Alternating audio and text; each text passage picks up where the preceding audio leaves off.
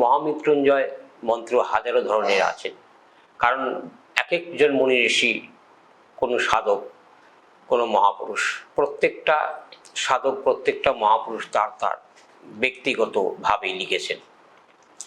আর যারাই লিখেছেন তারা এই মন্ত্র নিজেরা তৈরি করে নিজেরা সিদ্ধ করেছেন।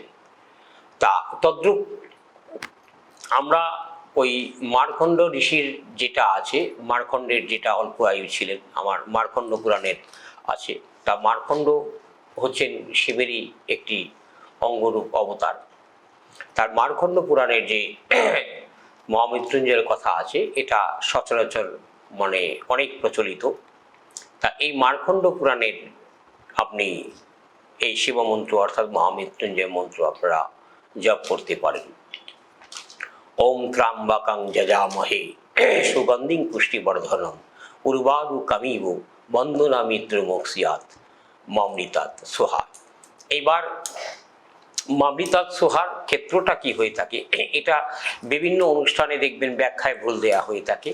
মামৃতাৎ সোহাটা হচ্ছে যজ্ঞের আমরা আহুতি।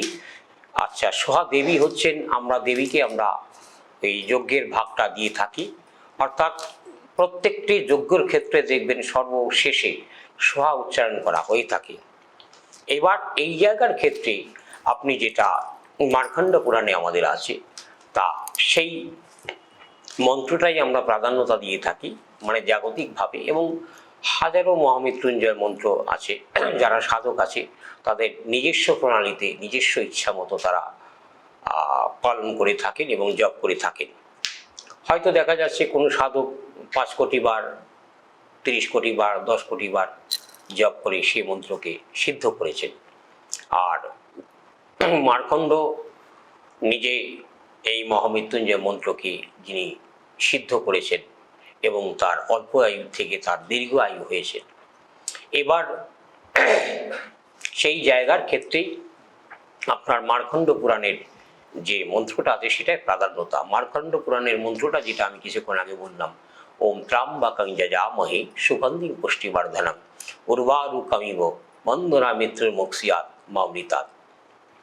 এবার আরেকটি মন্ত্র আপনারা জপ করতে পারেন, ওম ত্র্যম্বকং যজামহে সুগন্ধিং পুষ্টিবর্ধনং উর্বারুকমিব বন্ধনা মৃত্যুর্মুক্ষীয়মামৃতাৎ।